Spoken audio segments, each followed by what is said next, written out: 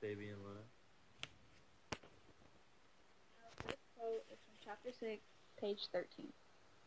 In short, Miss Pontellier was beginning to realize her position in the universe as a human being, and to recognize her relations as an individual to the world within and about her. This may seem like a ponderous weight of wisdom to descend upon the soul of a young woman of 28, perhaps more wisdom than the Holy Ghost is usually pleased to vouchsafe to any woman. But the beginning of things, of a world especially, is necessarily vague, tangled, chaotic, and exceedingly disturbing. How few of us ever emerge from such a beginning, how many souls perish in its tumult. The voice of the sea is seductive, never ceasing, whispering, clamoring, murmuring, inviting the soul to wander for a spell in abysses of solitude. To lose itself in mazes of inward contemplation, the voice of the sea speaks to the soul. The touch of the sea is sensuous, enfolding the body in its soft, close embrace. This quote from chapter 6 describes the beginning of Edna's process of awakening. Most of the concepts that are explored in the novel are mentioned in this small passage. For example, solitude and independence, self-discovery, intellectual maturation, and sexual desire or fulfillment. Edna goes on to state how few of us ever emerge from such beginnings. This conveys that Edna is unique in her willingness to embrace upon her request for self-discovery. Every character that appears in the novel only makes Edna's uniqueness stand out more.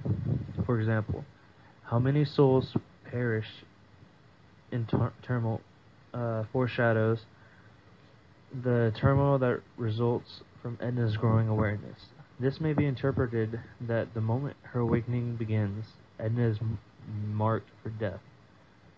This quote, "The voice of the sea," is repeated almost word for word, just before Edna's death. Our next quote will be from chapter 11, page 31. She perceived that her will had blazed up, stubborn and resistant. She could not at the moment have done other than denied or resisted. She wondered if her husband had ever spoken to her like that before, and if she had submitted to his command. Of course she had.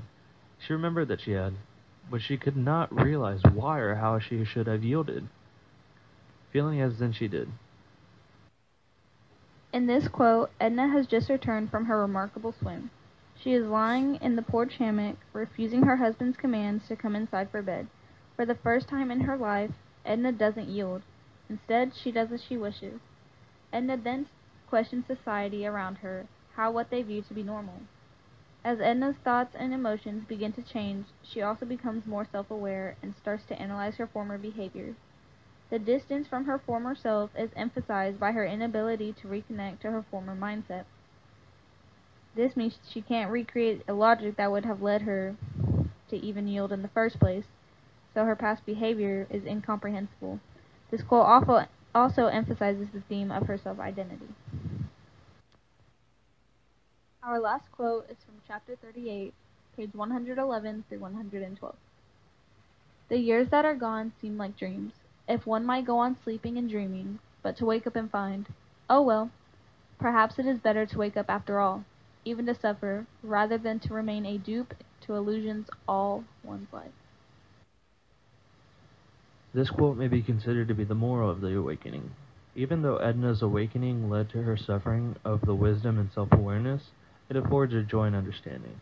This quote-unquote suffering is worth more to Edna than a lifetime of submission that defined her former existence.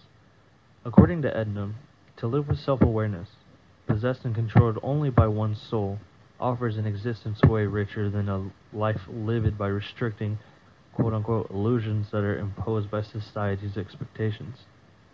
To Edna, these constraints of society were too much of a barrier, which is what led to her ending her own life. Our conclusion is that these three quotes chronologically depict the evolution of Edna Pontellier's journey to self-discovery. By emphasizing pivotal points within the novel, we see Edna's character development gradually elevate to the stature of independence. If it wasn't for her ultimate decision to end her life, then she would still be stuck in society's restrictions and labels for a woman. By ending her life, she empowers herself while taking the hold society has upon her and is able to relish in her everlasting freedom. This newfound freedom is possibly a foreshadow to the ever-so-coming enlightenment that Kate Chopin alludes to and sets up a revolution within the coming era, i.e., women's rights.